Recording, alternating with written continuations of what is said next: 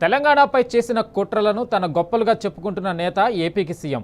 ఉద్యమంతో సంబంధం లేని ఉద్యమ సమయంలో పిస్టోలు జేబులో పెట్టుకుని తిరిగిన మరొకరు తెలంగాణకు ముఖ్యమంత్రి. ఓటుకు నోటు కేసు సందర్భంలో అడ్డంగా బుక్ అయిన ఇద్దరు చేతుల్లో ఇప్పుడు రాజ్యాధికారం. అందుకే ఇది తెలంగాణకు ఇంతటి కష్టకాలం.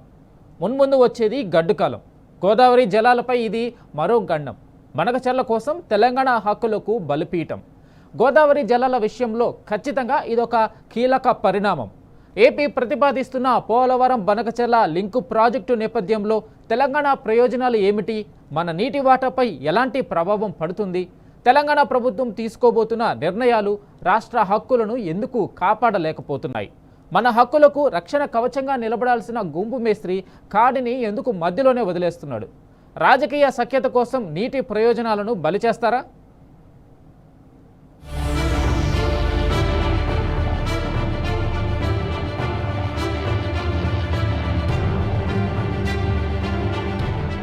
గోదావరి మీద అరాకిరి చేసి చంద్రబాబు నాయుడు ఏపీ ప్రభుత్వం నల్లమల సాగరు, ఈ సాగరు, ఆ సాగరు, అటు గోదావరి దోపిడీ జరుగుతా ఉంటే దాని మీద సప్పులు లేదు. కృష్ణలో ఇంత ఘోరంగా పాలమూరు ఎత్తిపోతల మీద దీని మీద సప్పులు లేదు. మరి ఎవరి ప్రయోజనాల కోసం ఉన్నట్టు రాష్ట్ర ప్రభుత్వం?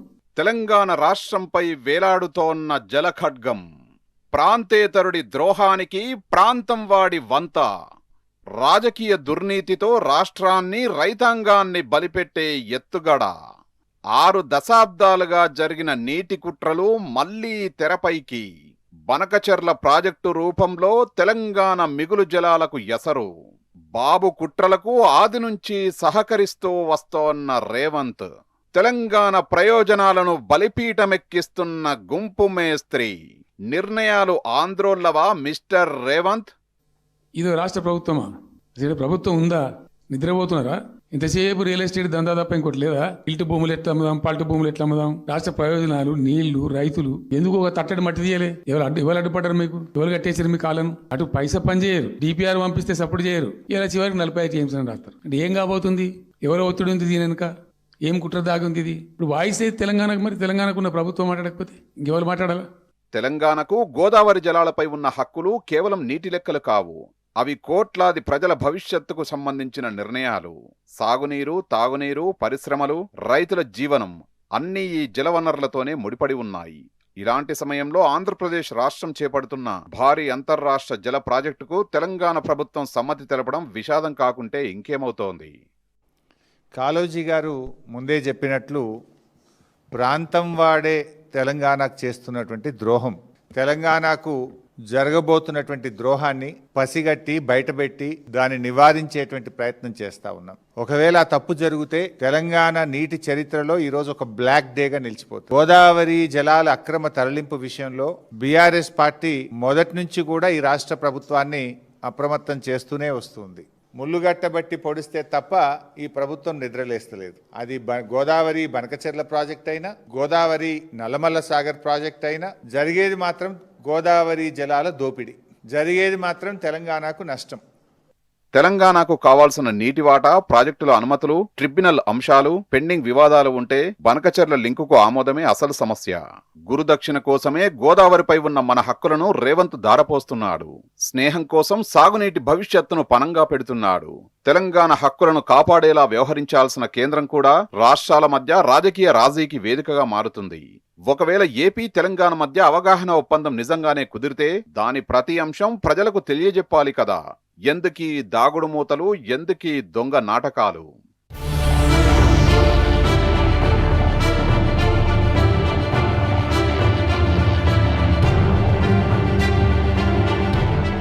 గోదావరి జలాలను కొల్లగొట్టేందుకు ఏపీ సర్కారు చేపట్టిన పోలవరం బనకచెర్ల లింకు ప్రాజెక్టుకు రేవంత్ రెడ్డి సర్కారు ఆమోదం తెలిపేందుకే సిద్ధమైంది. గురుదక్షిణ కోసం పాలమూరు ప్రాజెక్టును పనంగా పెట్టేందుకే సిద్ధమైంది. బనకచెర్ల కోసం మన నీటి వాటాను బలిపెడుతున్నారు గురు శిష్యులు. పాలమూరును పనంగా పెట్టి, మన ప్రాజెక్టులను పడావుగా పెట్టి బనకచెర్లకు దస్కతులు ఇవ్వబోతోంది కాంగ్రెస్ ప్రభుత్వం. బాబు సర్కారు అడుగులకు మడుగులు ఒత్తబోతోన్న రేవంత్ బనకచెర్లకు ఆమోదం తెలుపుతూ తెలంగాణ ప్రజల గొంతు కోసేందుకు సిద్ధమవుతున్నారు. సెప్టెంబర్ మొదటి వారంలో ఏపీతో ఎంఓయూకు ఏర్పాట్లు చేస్తున్న గుంపు మేస్త్రికి మన నీటి హక్కుల్ని బలిపెట్టే కుతంత్రాలకు మధ్యవర్తి కేంద్రమై కావడం మరో దారుణం. ప్రాజెక్టు పేరు మారింది తప్ప ఆంధ్రప్రదేశ్ జలదోపిడిని మాత్రం ఆపలేదు. ఈ జలద్రోహం విషయంలో కత్తి బాబు గారిది, పొడిచేది రేవంత్ రెడ్డి. వెనకట కేసీఆర్ గారు చెప్పేటోళ్ళు కత్తి ఆంధ్రోళ్ళది, పొడిచేటోడు మనోడే ఉన్నాడు అన్నట్టు గోదావరి జలద్రోహం విషయంలో కత్తి బాబు గారిది, పొడిచేటోడు రేవంత్ రెడ్డి గారు. సమైక్య రాష్ట్రంలో ఆనాడు కృష్ణా నదీ జలాల్లో తెలంగాణకు తీరని ద్రోహం చేసింది కాంగ్రెస్. ఈరోజు గోదావరి జలాల్లో కూడా తీరని ద్రోహం చేస్తున్నది నేటి కాంగ్రెస్. బనకచెర్లపై రేవంత్ సర్కార్ వైఖరి ఆది నుంచి అనుమానాస్పదమే. రోజుకో మాట, పూటకో డ్రామా, డైవర్షన్ డైలాగులు, భేటీల మాటున రహస్య మంతనాలు తెలంగాణ గమనిస్తూనే ఉంది. సీఎం సొంతగడ్డపై పాలమూరును పూర్తి చేయలేకపోతోన్న రేవంత్ ప్రభుత్వం ఏపీ ప్రభుత్వం చెప్తున్న ప్రతి మాటకు తలోపుతోంది. ఉభయ ప్రయోజనం ముసుగులో ఏపీ నీటి దోపిడీకి అభయమిస్తోంది.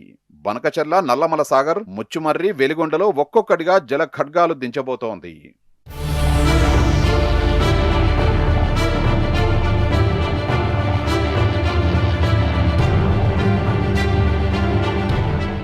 అడ్డంకులన్నీ అధిగమించి 1,00,000 కోట్ల ప్రాజెక్టును అతి త్వరలో ప్రారంభిస్తామని తాజాగా ఏపీ సీఎం చంద్రబాబు చేసిన వ్యాఖ్యలు సైతం అందుకు బలాన్ని చేకూర్చుతున్నాయి. ఏపీ ప్రభుత్వం 81,000 కోట్లతో పోలవరం బనకచెర్ల లింకు ప్రాజెక్టును గతంలోనే ప్రతిపాదించింది. పోలవరం కుడి కాలువ, తాడిపూడి కాలువల సామర్థ్యాన్ని పెంచి 200 టీఎంసీల గోదావరి జలాలను కృష్ణా డెల్టా, ప్రకాశం బరాజ్కు తరలిస్తుంది. అక్కడి నుంచి బొల్లాపల్లి రిజర్వాయర్కు, అట్నుంచి పల్నాడు ప్రాంతానికి సాగు, తాగునీరు, ఆపై బనకచెర్ల క్రాస్ హెడ్ రెగ్యులేటరీ దాకా తరలించడం ఈ ప్రాజెక్టు ప్రధాన లక్ష్యం. ఏపీ సర్కారు చేసిన ఆ ప్రతిపాదనలపై కేంద్ర సంస్థలైన ఎన్డబ్ల్యూడీఏ, పోలవరం ప్రాజెక్టు అథారిటీ, కోబేసిన్ రాష్ట్రాలు అభ్యంతరాలు తెలిపాయి. అయినా ఏపీ సీఎం చంద్రబాబు ఒత్తిడితో కేంద్రమే రంగంలోకి దిగింది. పోలవరం డైవర్షన్ ద్వారా వచ్చే 45 టీఎంసీలను వదులుకొని తెలంగాణ చేపట్టిన పాలమూరు, రంగారెడ్డి ఎత్తిపోతల పథకానికి ఏపీ అంగీకరించాలని, అప్పుడు బనకచెర్ల లింకు ప్రాజెక్టుకు తెలంగాణను ఒప్పిస్తామంటూ కొత్త వాదనను ముందుకు తెచ్చింది. పోలవరం, నల్లమల్ల సాగర్ విషయంలో మొదటి నుంచి కూడా రేవంత్ రెడ్డి గారి ప్రభుత్వం ఒక ప్లాన్డ్ గా ఆంధ్రప్రదేశ్ ప్రభుత్వానికి సహకరిస్తూ వస్తుంది. ఢిల్లీలో మీటింగ్ జరిగినప్పుడు ఆనాడే బీఆర్ఎస్ హెచ్చరించింది మీటింగ్ పోవద్దు నువ్వు అని. పోనంటూనే మీటింగ్ కు పోయిండు. సంతకం పెట్ట అంటూనే సంతకం పెట్టిండు. ఎజెండాలో లేనే లేదని బుకాయించిండు. కమిటీ వెయ్యను అన్నాడు, కమిటీ వేసిండు. సుప్రీంకోర్టులో కేసేవయ్య బాబు అని మేము పుల్లుగట్టబట్టి పొడిస్తే ఆంధ్రప్రదేశ్ గోదావరి, నల్లమల్ల సాగర్ కు టెండర్లు పూర్తయి అవార్డు ఇచ్చి కాంట్రాక్ట్ అగ్రిమెంట్ అయినాక సుప్రీంకోర్టులో కేసేసిండు. పోనీ వేసిన కేసన్న చక్కగేసిండు అంటే తెల్లని విరిట్టేసిండు, మళ్ళీ వాపస్ తెచ్చుకున్నాడు. దానికి సూటు బూట్ వేసుకొని పోయిండు ఉత్తమ్ కుమార్ రెడ్డి సుప్రీంకోర్టు. పసలేని రిట్టేసినావు అంటే నీ న్యాయవాదులకు తెలియదా? అంతా తెలుసు నువ్వు. అందుకే నేను మొదట్లో అన్నా, ఒక ప్లాన్ ప్రకారం, ఒక పథకం ప్రకారమే రేవంత్ రెడ్డి గారు గోదావరి, నల్లమల్ల సాగర్ కు సహకరిస్తున్నాడు. గురుదక్షిణ చెల్లించుకునే ప్రయత్నం చేస్తున్నాడు. బీజేపీ, తెలుగుదేశం పార్టీల సంయుక్త ప్రభుత్వం కేంద్రంలో ఉన్నది. 2 రాష్ట్రాల్లో తెలుగుదేశం, బీజేపీలు అధికారాన్ని పంచుకుంటున్నాయి. 200 టీఎంసీల గోదావరి నీళ్లను పోలవరం ద్వారా నల్లమల్ల సాగర్ కు, రాయలసీమ ప్రాంతానికి తరలించేటువంటి ఒక కుట్ర జరుగుతా ఉంది. గోదావరి జలాలను కొల్లగొట్టేందుకు ఏపీ సీఎం చంద్రబాబు ఎప్పటికప్పుడు కొత్త ఎత్తులు వేస్తూనే ఉన్నారు. తొలుత పోలవరం, బనకచెర్లను తెరమీదికి తీసుకొచ్చి ఆ తర్వాత నల్లమల సాగర్గా పేరు మార్చారు. ఆ తర్వాత కేంద్రంతో ఒప్పించి దానిని గోదావరి, కావేరీ నదుల అనుసంధానం పేరిట బనకచెర్లకు మార్గం సుగమం చేసుకునేందుకు సిద్ధమయ్యారు. కేంద్ర జలశక్తి శాఖ మధ్యవర్తిత్వం వ్యవహరిస్తూ పొరుగు రాష్ట్రాలకు సంప్రదింపులకు చొరవ చూపించేలా ఒప్పించారు. ఈ వ్యవహారం మొత్తాన్ని ఏపీ గుట్టుగానే కొనసాగిస్తోంది. ఇంతకు వంత పాడుతున్నది కూడా మన గుంపు మేస్త్రి.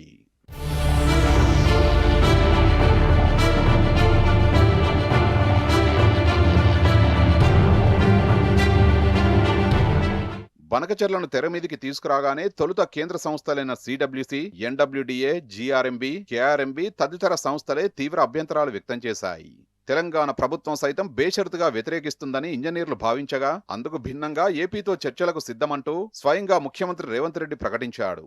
ఇంజనీర్లు ఎంత వారించినా కూడా అవేవీ పట్టించుకోకుండా చర్చలంటూ ముందుకు సాగాడు. అటు మొదటి నుంచి ఏపీ ప్రతిపాదనలపై బీఆర్ఎస్ పార్టీ రాష్ట్రంలోని కాంగ్రెస్ సర్కార్ను హెచ్చరిస్తూనే ఉంది. ఏపీ కుట్రలు, కుతంత్రాలను ఎప్పటికప్పుడు బీఆర్ఎస్ నేతలు ఎండగడుతూనే ఉన్నారు. బీఆర్ఎస్ హెచ్చరికలు, నిపుణుల ఆందోళనల్ని పెడచెవిన పెట్టిన రేవంత్ సర్కార్ ఇప్పటికీ నోరు విప్పడం లేదు. అంటే ఏపీకి వత్తాసు పలుకుతుందన్నట్టే కదా. జల వివాదాల పరిష్కారానికి కేంద్రం ఏర్పాటు చేసిన నిపుణుల కమిటీకి తెలంగాణ అంతర్రాష్ట్ర నదీ జలాల విభాగం నుంచి కీలకమైన అధికారులకు రేవంత్ సర్కార్ చోటు కల్పించలేదు.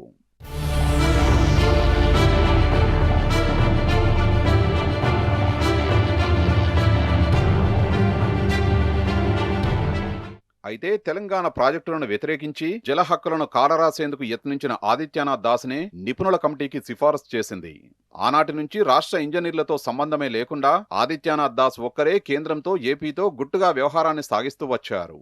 అదీగాక ఇటీవల కేంద్ర జలసంఘం ఇంజనీర్లు శ్రీశైలం ప్రాజెక్టుతో పాటు బనకచెర్ల తదితర అవుట్లెట్లను సైతం క్షేత్రస్థాయికి వెళ్లి పరిశీలించారు.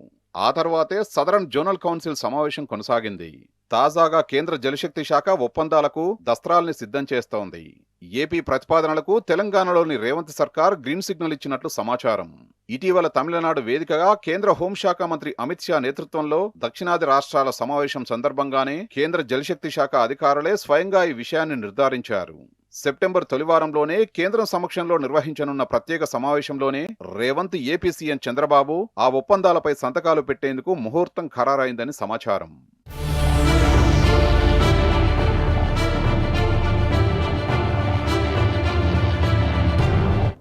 ఇప్పటికే శ్రీశైలం నుంచి పోతిరెడ్డిపాడు ద్వారా కృష్ణా జలాలను దోచుకెళ్తున్న ఆంధ్రప్రదేశ్ ప్రభుత్వం వెలిగొండ ద్వారా మరో 43 టీఎంసీలు కొల్లగొట్టేందుకు సిద్ధమైంది.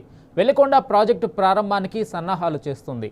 నీటి కేటాయింపులు లేకున్నా, కృష్ణా బేసిన్లో ప్రాజెక్టులు నిండకపోయినా, వరద రాకున్నా దొడ్డిదారిన మళ్లించేందుకు ముమ్మర కసరత్తు చేస్తుంది.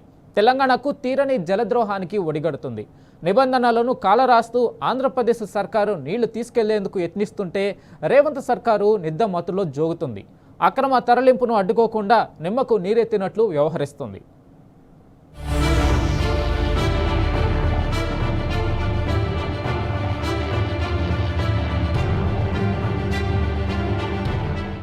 ఆంధ్రప్రదేశ్లోని ప్రకాశం, నెల్లూరు, వైఎస్ఆర్ కడప జిల్లాల్లో 4.38 లక్షల ఎకరాలకు సాగునీరు అందించే లక్ష్యంతో పూలసుబ్బయ్య వెలిగొండ ప్రాజెక్టు కోసం 1994లో డిపిఆర్ను సిద్ధం చేశారు. ఆ తర్వాత 2005 ఆగస్టులో వైఎస్ఆర్ ప్రభుత్వం జలయజ్ఞంలో భాగంగా ప్రాజెక్టుకు పరిపాలనాపరమైన అనుమతులు మంజూరు చేసి పనులు ప్రారంభించింది. కృష్ణాలో వరద కొనసాగుతున్న సమయంలో శ్రీశైలం రిజర్వాయర్ 841 అడుగుల వద్ద బ్యాక్ వాటర్ నుంచే 43 టీఎంసీలను తరలించడం ఈ ప్రాజెక్టు ఉద్దేశం. ఇందుకోసం కొల్లం వాగుపై ఇంటేక్ పాయింట్ హెడ్ రెగ్యులేటరీని నిర్మించారు. అప్రోచ్ ఛానల్ ద్వారా జంట సొరంగాలకు, అక్కడి నుంచి ఫీడర్ ఛానల్కు, ఆపై ప్రకాశం జిల్లాలో 53 టీఎంసీల సామర్థ్యంతో నిర్మించిన నల్లమల సాగర్కు కృష్ణా జలాలు తరలిస్తారు. అక్కడి నుంచి కాల్వలకు మళ్లించి నీరందిస్తారు. ఇప్పటికే పనులు పూర్తి కాగా ఈ సీజన్లో ప్రారంభించేందుకు ఏపీ సర్కార్ చకచకా సన్నాహాలు చేస్తోంది. రేవంత్ రెడ్డి ఏమంటుండు, బనకచెర్లకు ఒకవేళ మీరు అనుమతిస్తే మా తెలంగాణలోని పాలమూరుకి ఎన్ఓసి ఇవ్వండి అంటున్నాడు. కానీ ఇక్కడ జరిగే నష్టం పాలమూరు జిల్లాకు నష్టం, గోదావరికి నష్టం, 2 రకాల నష్టం చేస్తున్నాడు రేవంత్ రెడ్డి. ఈయన అవగాహన రైత్యం వల్ల. ఏంది ఇక్కడ? నిజానికి పాలమూరుకు కేటాయించిన 90 టీఎంసీలు మనవే, 45 టీఎంసీలు మైనర్ ఇరిగేషన్, 45 టీఎంసీలు మన హక్కుగా రావాల్సిందే. అది ఆల్రెడీ 80లో పైన కర్ణాటకకు 14 అనుమతి ఇచ్చేసిండ్రు, 21 మహారాష్ట్రకు అనుమతి ఇచ్చేసిండ్రు. ఈ 45 మనకి ఇచ్చి తీరాల్సిందే. ఇన్ఫ్యాక్ట్ ఆ విషయం ఇప్పుడు ట్రిబ్యునల్ ముందు ఉంది. మొన్న బ్రిజేష్ కుమార్ ట్రిబ్యునల్ ముందు మన అడ్వకేట్లు వాదన వినిపిస్తుంటే బ్రిజేష్ గారు బెంచ్ మీద నుంచే అన్నాడు, ఆ 45 మీయే కదండి, నాగార్జున సాగర్ పైన ఉండే భూభాగం తెలంగాణదే కదండి, మీ పరివాహక ప్రాంతమే కదా, ఆ నీళ్లు మీయే కదా, దానికి మళ్ళీ ట్రిబ్యునల్కి ఎందుకు వచ్చిండ్రు అనేటువంటి కామెంట్ కూడా బ్రిజేష్ గారు చేసిండ్రు. సరే, అప్పటి కేంద్ర ప్రభుత్వం కేసీఆర్ గారి పోరాటం వల్ల, కేసీఆర్ గారి ప్రయత్నం వల్ల ఇవాళ ఈ విషయాన్ని ట్రిబ్యునల్కు రెఫర్ చేసిండ్రు. మొత్తం రీడిస్ట్రిబ్యూషన్ ఆఫ్ కృష్ణా వాటర్ 811 పాతయి, కొత్తగా బ్రిజేష్ గారు ఇచ్చినటువంటి 194, 2 కలిపితే 1005 టీఎంసీలు. ఆ 1005ను రీడిస్ట్రిబ్యూట్ చేయండి, ఈ 45 కూడా తెలంగాణకి ఇచ్చే విషయాన్ని కూడా బ్రిజేష్ కుమార్ ట్రిబ్యునల్ ముందుకు పోయింది. 1005 ప్లస్ 45 అంటే 1050 టీఎంసీలను ఇప్పుడు ట్రిబ్యునల్ డిసైడ్ అయిపోతా ఉంది. బచావత్ ట్రిబ్యునల్ ప్రకారం కృష్ణా జలాలను తొలుత బేసిన్ అవసరాలకే వినియోగించాలి. అక్కడి తాగు, సాగునీటి అవసరాలకే ప్రాధాన్యత ఇవ్వాలి. కానీ ఉమ్మడి పాలకులు అందుకు విరుద్ధంగా కృష్ణా బేసిన్ ఆవల, పెన్నా బేసిన్ కు మళ్లించేలా వెలిగొండకు అంకురార్పణ చేశారు. తొలుత 3200 క్యూసెక్లతో చేపడతామని చెప్పారు. తర్వాత ఇష్టారాజ్యంగా విస్తరించారు. శ్రీశైలం నుంచి జలాలను మళ్లించే జంట సొరంగాల గరిష్ట సామర్థ్యం 17,000 క్యూసెక్లను మళ్లించేలా రూపొందించారు. ప్రాజెక్టుకు అనుబంధంగా అనేక నిర్మాణాలు చేపట్టారు. దీంతో రిజర్వాయర్ 841 అడుగుల నుంచే నీటిని మళ్లించేందుకు ఏపీకి అవకాశం ఏర్పడింది. వెలిగొండ ప్రాజెక్టు ద్వారా 43 టీఎంసీలు మాత్రమే తరలిస్తామని ఏపీ చెబుతోంది. ఆచరణలో అందుకు విరుద్ధంగా వ్యవహరిస్తోంది. ఇందులో భాగంగా పలు రిజర్వాయర్లను తెరపైకి తెచ్చింది. శ్రీశైలం రిజర్వాయర్ నుంచి తొలుత ప్రకాశం జిల్లాలోని నల్లమల్ల సాగర్కు నీళ్లు తరలిస్తోంది. వాస్తవంగా గుట్టల మధ్య ఖాళీలను సుంకేసల, గొట్టిపడియ, కాకర్ల ప్రాంతాలను కలుపుతూ నల్లమల్ల సాగర్ను 53 టీఎంసీల పూర్తి స్థాయి నీటి నిల్వ సామర్థ్యం, 43 టీఎంసీల లైవ్ స్టోరేజీ సామర్థ్యంతో నిర్మించారు. అంటే డెడ్ స్టోరేజీ 10 టీఎంసీలుగా నిర్ధారించారు. ఆ జలాలను వినియోగించుకునేందుకు ఏపీ అదనపు నిర్మాణాల్ని చేపట్టింది.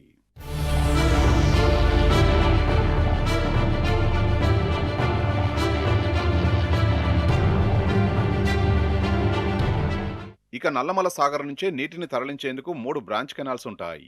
తీగలేరు, గొట్టిపడియ కాలువ, ఈస్టర్న్ మెయిన్ కెనాల్ ఉంటుంది. ఈ కెనాల్పై పెద్దిరెడ్డిపల్లి రిజర్వాయర్ను 1.7 టీఎంసీలతో నిర్మించాల్సి ఉండగా 2 టీఎంసీలతో నిర్మించింది. ఈస్టర్న్ మెయిన్ కెనాల్కు అనుబంధంగా వెస్టర్న్ బ్రాంచ్ కెనాల్ను చేపట్టింది. ఈ కెనాల్ కనెక్టివిటీ సిస్టంలో తురిమెల్ల, రాచర్ల, సీతారామసాగర్, రాళ్లవాగు, గుండ్ల బ్రహ్మేశ్వరం రిజర్వాయర్లను నిర్మించింది. వందలాది చెరువులను సైతం లింకు చేసింది. శ్రీశైలం రిజర్వాయర్కు కుడివైపు వెలిగొండ, ఎడమవైపు తెలంగాణకు చెందిన ఎస్ఎల్బీసీని ఒకేసారి ప్రారంభించారు. వెలిగొండ ప్రాజెక్టుకు సంబంధించిన వరదను 30 రోజులకే లెక్కగట్టి డిజైన్ చేసింది. అందుకు అనుగుణంగా 2 సొరంగాలు, ఒక టన్నెల్ 7 మీటర్ల వ్యాసం, మరొకటి 9.2 మీటర్ల వ్యాసంతో 18.8 కిలోమీటర్ల పొడవుతో నిర్మించేందుకు సిద్ధమైంది. టన్నెళ్లను టన్నెల్ బోరింగ్ మిషన్ టెక్నాలజీతో చేపట్టింది.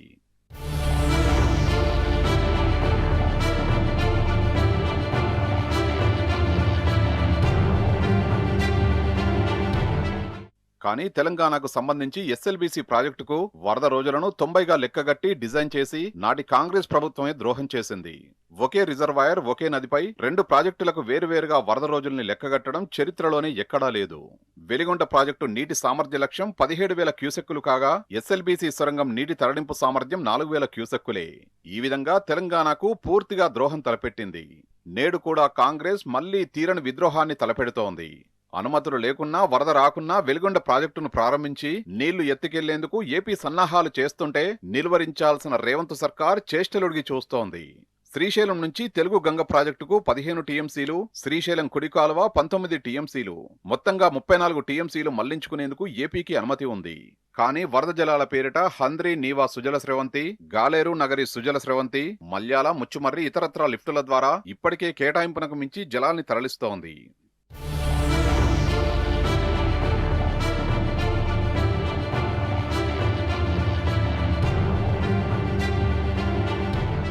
వెలిగొండ నుంచి సైతం నీళ్లు మళ్లించేందుకు సిద్ధమవుతోంది. వెలిగొండ ప్రాజెక్టును సైతం వరద జలాల ఆధారంగా చేపట్టారు. కృష్ణా బేసిన్లో ప్రాజెక్టులన్నీ నిండి సముద్రానికి వృధాగా పోయే సమయంలో 30 రోజుల్లో 43 టీఎంసీలను తరలిస్తామని చెప్పి నాడు ఈ రిజర్వాయర్ను తెరపైకి తెచ్చారు. కానీ ప్రస్తుతం కృష్ణా బేసిన్లో సాధారణం కంటే 45% లోటు వర్షపాతం నమోదైంది. వానాకాలం ప్రారంభమై 3 నెలలైనా ప్రాజెక్టులు పూర్తిగా నిండలేదు. కృష్ణా బేసిన్లోని ప్రాజెక్టుల్లో 152 టీఎంసీల లోటు ఉంది. ఇవేమీ పట్టని ఏపీ ప్రభుత్వం తెలంగాణకు గండి కొడుతూ ఆంధ్రాకు అక్రమంగా నీళ్లు తరలించేందుకు యత్నిస్తోంది.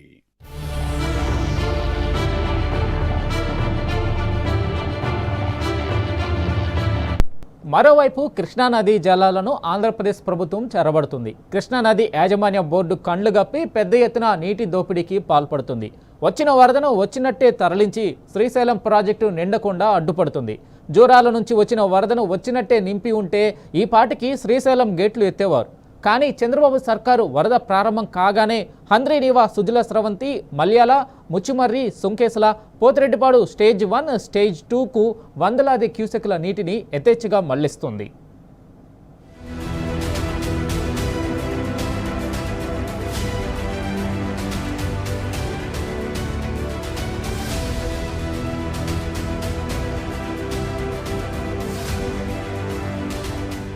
అధికారిక లెక్కల ప్రకారం ఇప్పటి వరకు సుమారు 10 టీఎంసీల నీటిని ఎత్తిపోసింది ఏపీ ప్రభుత్వం. కానీ 15 నుంచి 20 టీఎంసీల నీటిని మళ్లించినట్లు అనధికారిక లెక్కలు. ఈ లెక్కలను కేఆర్ఎంబీ దాచిపెట్టింది. ఎల్నినో ప్రభావంతో తెలంగాణలో తీవ్ర వర్షాభావ పరిస్థితులు నెలకొన్న వేళ మహారాష్ట్ర, కర్ణాటక రాష్ట్రాల్లో ఎగువన కురిసిన భారీ వర్షాలకు కృష్ణానదికి నెల రోజులుగా ఎడతెరిపి లేకుండా వరదలు వస్తూనే ఉన్నాయి. వీటిని సాకుగా చేసుకుని ఆంధ్రప్రదేశ్ ప్రభుత్వం కృష్ణా జలాల్లో దోపిడీకి తెరలేపింది. జూలై 25వ తేదీన కర్ణాటకలోని ఆల్మట్టి, నారాయణపూర్ ప్రాజెక్టుల నుంచి సుమారు 50,000 క్యూసెక్ల వరద జూరాలకు చేరింది. ఆ తర్వాత అత్యధికంగా 2 లక్షల పైగా క్యూసెక్ల వరద రావడంతో జూరాల ప్రాజెక్టు మొత్తం గేట్లు ఓపెన్ చేశారు. ఇప్పటి వరకు జూరాల నుంచి 180 నుంచి 190 టీఎంసీల నీరు శ్రీశైలానికి చేరినట్లు నీటిపారుదల శాఖ అధికారులు విడుదల చేసిన ఇన్ఫ్లో అవుట్ఫ్లోను బట్టి లెక్కలేశారు.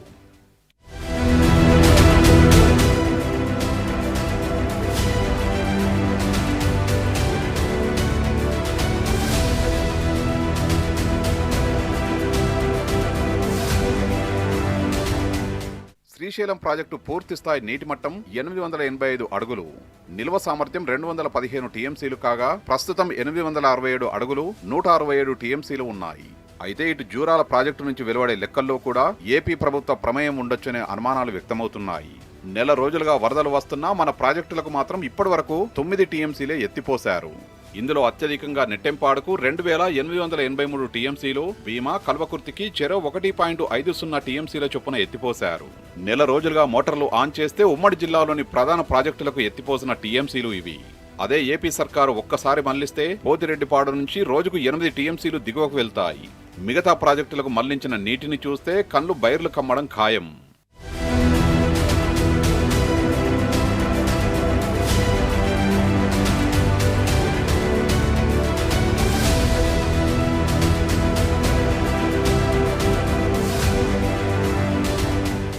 ముఖ్యమంత్రి రేవంత్ రెడ్డి తమ జిల్లా వాడే అయినా తమకు అన్యాయం జరుగుతుందని పాలమూరు వాసులు ఆవేదన వ్యక్తం చేస్తున్నారు. దాదాపు 3 ఏళ్ల నుంచి కృష్ణానదికి వరుసగా వరదలు వస్తున్నా బీఆర్ఎస్ ఆందోళనకు దిగితే తప్ప కాంగ్రెస్ ప్రభుత్వం మోటార్లు ఆన్ చేయని పరిస్థితి నెలకొంది. అసలే వర్షాభావ పరిస్థితులు ఉండడంతో వచ్చిన వరదను వచ్చినట్టే మళ్లించి ఉంటే మరో 5 టీఎంసీల వరకు సాగునీరు అందేది. పాలమూరు రంగారెడ్డి ఎత్తిపోతల పథకాన్ని ఈ 3 ఏళ్లలో 3 కిలోమీటర్ల కాలువను పూర్తి చేసి ఉంటే సుమారు 30 నుంచి 40 టీఎంసీల వరకు నీటి నిల్వ చేసే అవకాశం ఉండేది. కనీసం ప్రభుత్వం ఈ నెల రోజుల్లో కృష్ణానదిని ఆనుకొని ఉన్న నార్లాపూర్ రిజర్వాయర్లో 4 టీఎంసీలైనా నింపి ఉంటే వాటిని కల్వకుర్తి ఎత్తిపోతల పథకానికి డైవర్ట్ చేసే అవకాశం ఉండేది. ముఖ్యమంత్రి స్థాయిలో ఉండి కూడా ఉమ్మడి జిల్లాకు వెన్నుపోటు పొడిచారని రైతులు విమర్శిస్తున్నారు.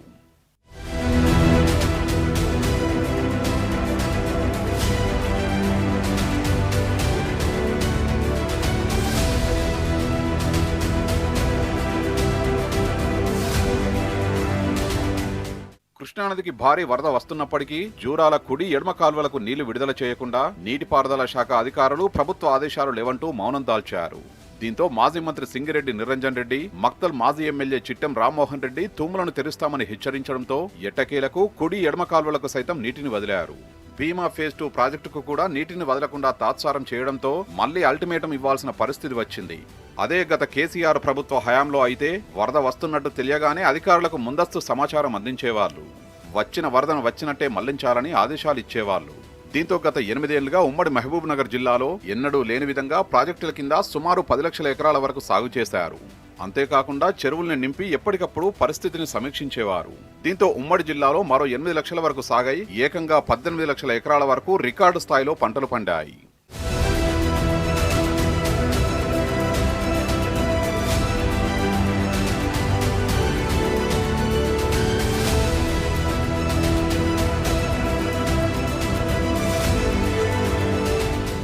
ఎగువన కురిసిన వర్షాలకు కృష్ణానదికి జూలై 26న వరద మొదలైంది. అదే రోజు జూరాలకు తాకింది. క్రమక్రమంగా వరద ఉధృతి పెరుగుతుండడంతో ఇటు విద్యుత్ ఉత్పత్తితో పాటు అటు స్పిల్వే గేట్లను ఓపెన్ చేసి దిగువకు నీటిని వదిలారు. జూరాల ప్రాజెక్టుకు ఈ నెల రోజులుగా సుమారు 190 టీఎంసీల నీటిని ఎత్తిపోశారు. స్పిల్వే పవర్ జనరేషన్ ద్వారా వాడుకుని కిందికి వదిలేశారు. మొత్తం ఉమ్మడి పాలమూరు జిల్లా ప్రాజెక్టులకు ఇప్పటి వరకు జూరాల ప్రాజెక్టు కింద మొత్తం 7.228 టీఎంసీలను ఎత్తిపోశారు. జూరాల నుంచి శ్రీశైలం మధ్యలో కల్వకుర్తి ఎత్తిపోతల పథకం ద్వారా 1.758 టీఎంసీలు మాత్రమే ఎత్తిపోశారు. మొత్తంగా సుమారు 9 టీఎంసీలను 5 ప్రధాన ప్రాజెక్టులు 2 కాల్వల ద్వారా నీటిని లిఫ్ట్ చేశారు. ఇదిలా ఉండగా శ్రీశైలం ప్రాజెక్టుకు జూరాల నుంచి సుమారు 190 టీఎంసీల నీటిని వదిలితే ప్రస్తుతం శ్రీశైలంలో 165 టీఎంసీల నీటి నిల్వ ఉంది. ఇది ఇవాల్టి ట్రెండింగ్ నౌ. నమస్తే.